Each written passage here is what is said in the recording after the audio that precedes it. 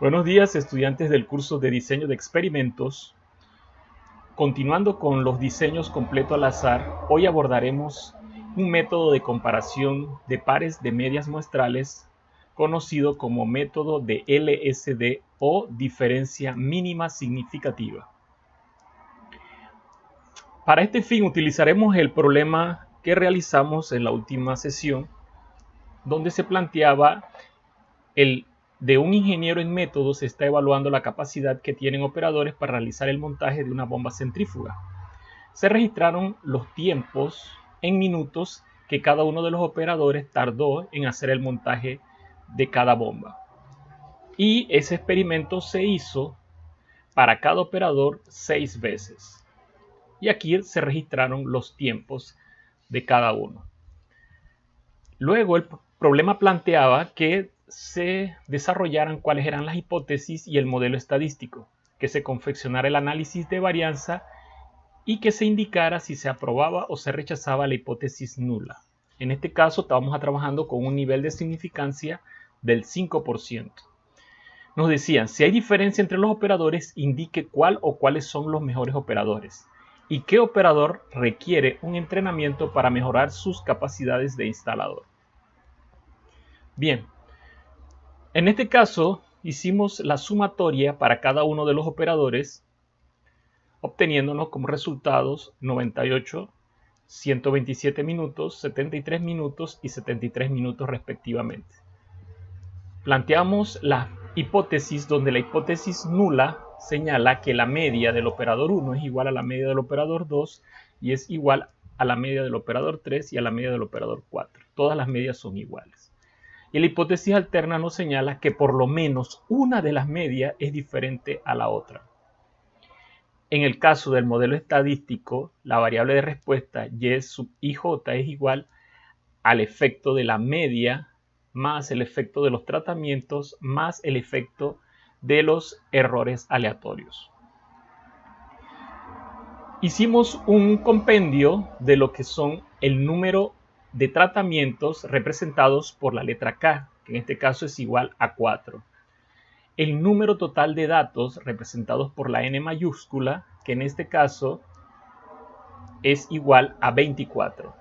Y N minúscula es el número de réplicas o cantidad de datos por operador, que es igual a 6. Posteriormente se procedió al cálculo de los grados de libertad. Para los grados de libertad del tratamiento nos dio como resultado 3 grados de libertad del total, 24 menos 1 igual 23. Y los grados de libertad del error, n menos k, 24 menos 4, 20. También se hizo el cálculo de la suma de cuadrado del tratamiento, donde el resultado fue de 330.13. La suma del cuadrado del total, 427.96, y la suma del cuadrado del error, 97.83. Recuerden que en estos casos siempre la suma de los cuadrados debe ser positivo. Posteriormente calculamos, utilizando la suma de cuadrado y los grados de libertad, el cuadrado medio. El cuadrado medio del tratamiento nos dio a 110.04. El cuadrado medio del error a 4.89. Que este dato posteriormente lo vamos a utilizar en el método de comparación. Y finalmente se hizo el cálculo de la F de la prueba, que su resultado fue de 22.50. Para buscar el valor crítico de F o la F crítica, utilizábamos los grados de libertad tanto de los tratamientos, que en este caso K-1 es igual a 3, y los grados de libertad del error, que es N-K, 24 menos 4 igual a 20. Y donde se intersectan esos dos valores sería mi F crítica, que en este caso sería de 3.10. Recordando que trabajamos con la tabla F, distribución F, feature, con un nivel de significancia del 5%.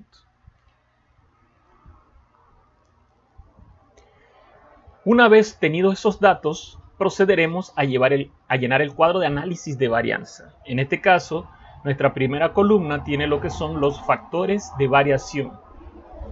tratamiento, error y total. Recordando que nuestro tratamiento son los operadores. Y ahí vamos colocando todos los datos, la suma de cuadrados, los grados de libertad, los cuadrados medios, la F de la prueba y la F crítica.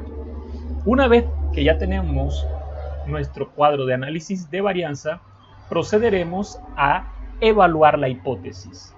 En este caso, la F de la prueba es mayor que la F crítica, por lo tanto se rechaza H sub 0. Eso nos indica que por lo menos uno de los operadores es diferente a los demás. Y aquí tenemos los promedios en tiempos de ensamblaje de cada uno de los operadores. Bien, nosotros en la clase anterior concluimos que los mejores operadores son el 3 y 4, porque ellos dos tenían los tiempos más bajos. Y también concluimos que el operador que requería mayor capacitación es el operador 2, cuyo tiempo de ensamblaje es el más alto. Ahora bien, el método que vamos a ver a continuación nos ayuda a determinar si realmente solo los operadores 3 y 4 eran los mejores y si el operador 2 era el único operador que requería capacitación. Comparación de parejas de medias muestrales de tratamientos. Método LSD o diferencia mínima significativa. Este es un método que se aplica una vez se rechaza H sub 0 para comparar pares de medias y así establecer cuáles son iguales entre sí y qué medias son diferentes. Es la diferencia mínima que debe haber entre dos medias muestrales para considerar que dos tratamientos son diferentes. Si el valor LSD es mayor que el valor absoluto de las diferencias de dos medias muestrales, se considerarán diferentes entre ellas. Si no, se considerarán iguales. Bien, y esta es la expresión para determinar el valor LSD, donde tenemos que T de alfa medio, n menos k es el valor T para un nivel de significancia dividido entre 2, y n menos k que serían los grados de libertad del error. Con estos dos parámetros vamos a entrar a la tabla y buscar el valor T. Ese valor se multiplicará por la raíz cuadrada de 2 veces el cuadrado medio del error entre el número de réplicas de cada tratamiento. En el caso de diseños que sean con igual número de tratamientos conocidos como diseños balanceados. En esta diapositiva podemos observar que tomamos el cuadro de las medias de cada operador y lo representamos con Y barra sub 1, Y barra sub 2, Y barra sub 3 y Y barra sub 4, que serían las medias muestrales para cada uno de los operadores. En el caso del operador 1, 16.33, 21.17 para el operador 2, 12.17 para el operador 3 y 4. Se utiliza la letra Y porque es la letra que expresa la variable de respuesta y se trabaja con el promedio para cada uno de los tratamientos. Una vez identificada los promedios de cada uno de los tratamientos, se procede al cálculo del parámetro LSD, que va a ser igual, como ya se expresó, al valor T obtenido en la tabla A3 del curso de Análisis y Diseño Experimental de Humberto Gutiérrez, donde ese valor T se determina alfa medio, que en este caso sería 0.05 entre 2, 0.025, y para este ejemplo, n-k, que sería el número total de datos menos el número de tratamientos, sería 24 menos 4, 20, multiplicado por la raíz cuadrada del 2 veces el cuadrado medio del error entre el número de réplicas.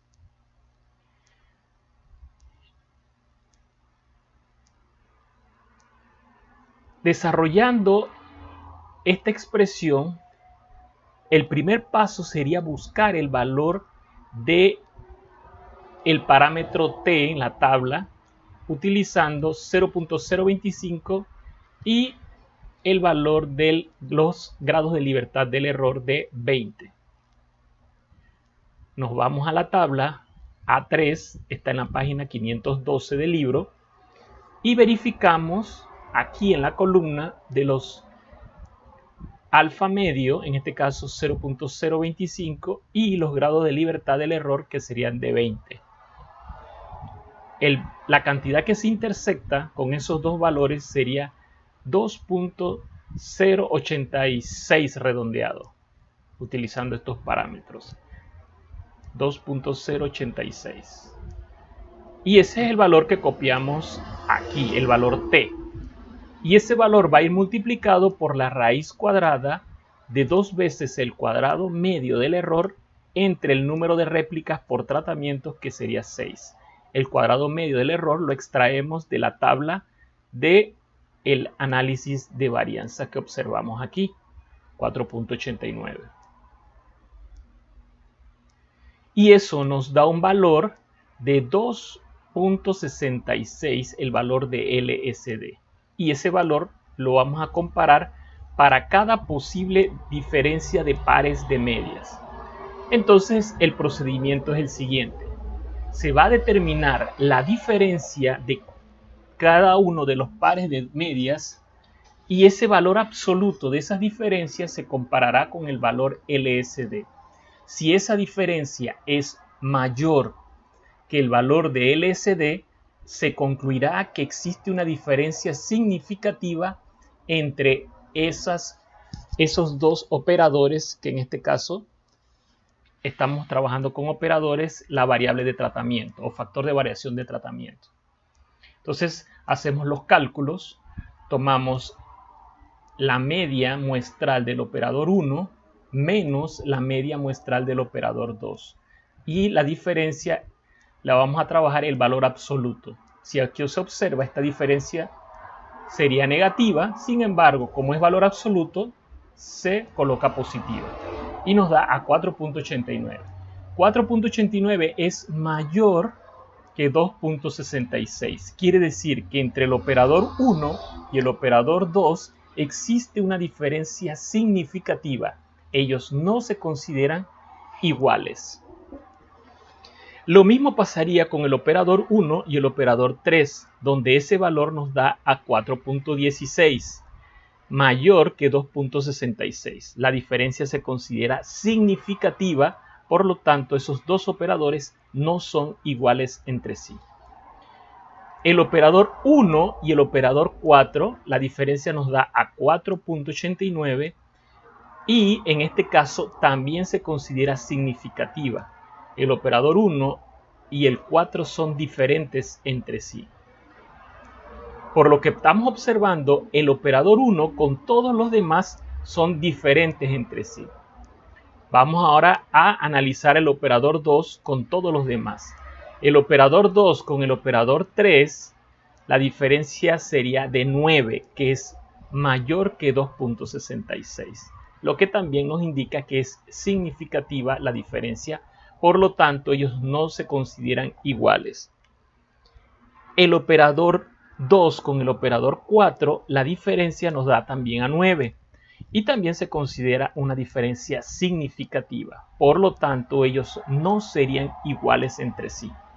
Y finalmente, el operador 3 con el operador 4, su diferencia es 0 y es menor de 2.66. Y aquí concluimos que su diferencia es no significativa, por lo tanto, ellos se consideran iguales. Bien, una vez que ya tenemos realizado este análisis con el factor LSD, entonces vamos a ver las preguntas puntuales del problema. La primera pregunta nos decía quién era o eran los mejores operadores. Ahora bien, y es importante observar las preguntas del problema, porque estos análisis matemáticos son bastante sencillos, pero lo clave es acertar adecuadamente en la pregunta y ver la variable que se está estudiando. En este caso, la variable de estudio son los tiempos que demora cada uno de los operadores ensamblando una bomba centrífuga. Y lo que se busca como ingeniero de métodos es tratar de que ese tiempo sea el menor posible. Quiere decir que los operadores que tienen los menores tiempos o el operador que tiene el menor tiempo se va a buscar comparar con los demás y determinar si él es el único que tiene el menor tiempo global o hay algún otro que también tiene menor tiempo junto con él. En este caso, si vamos de arriba hacia abajo, el operador 3 sería el primer operador que tendría el menor tiempo, que en este caso el menor tiempo sería de 12.17 minutos, el tiempo promedio de ese operador haciendo los ensamblajes de las bombas centrífugas. Y ese operador 3, vamos a ver sus comparaciones. Si observamos 3 con 1 nos da significativa, quiere decir que él con el operador 1 no se consideran iguales, así que el operador 1 no podríamos decir que es igual que el 3, así que él no entraría de los mejores operadores. El operador 3 con 2, si observamos aquí, dice que la diferencia es significativa, así que él tampoco sería igual al operador 2. Y el 3 con el 4 nos dice no significativa. Entonces el 3 y el 4 se consideran iguales, que es lo que habíamos concluido anteriormente. Y aquí lo repetimos. El operador 3 y el operador 4 se consideran los mejores, ya que tienen, en este caso, tienen los mismos tiempos y tienen los tiempos más bajos. Y la diferencia entre ellos es no significativa. Por lo tanto, se consideran iguales. Ellos dos son los dos mejores. La siguiente pregunta es determinar cuál es el operador que tiene mayor tiempo y evaluar si él tiene el mayor tiempo solo o junto con algún otro operador. El operador que tiene el mayor tiempo es el operador 2. Y vamos a evaluar dónde está el operador 2. El 1 con el 2 tienen diferencias significativas, así que él no se consideraría igual al 1. El 2 con el 3 también tiene diferencias significativas, así que él tampoco se consideraría igual al 3. Y el 2 con el 4 también tiene diferencias significativas. Quiere decir que el operador 2 es el único operador que requiere capacitación por tener el mayor tiempo y es diferente a todos los demás. O sea, él tiene diferencias significativas con todos los demás operadores. Entonces, lo importante de estos métodos es que nos ayudan a hacer comparaciones en función de preguntas puntuales con respecto a cuál es el mejor o cuál es el peor operador. Y de ahí la necesidad de hacer las comparaciones entre los pares de medias. Este será el primer método de comparación de medias que haremos. Posteriormente utilizaremos otros métodos de comparación de medias. Y hasta aquí entonces la clase de hoy. Espero que hayan podido comprender y cualquier duda la estaremos aclarando posteriormente. Manténgase siempre pendiente de los videos que estaremos publicando y cualquier consulta también la pueden hacer a través vía chat. Así que hasta aquí, nos vemos muchachos y a practicar estos problemas que son parte de los próximos ejercicios. Saludos.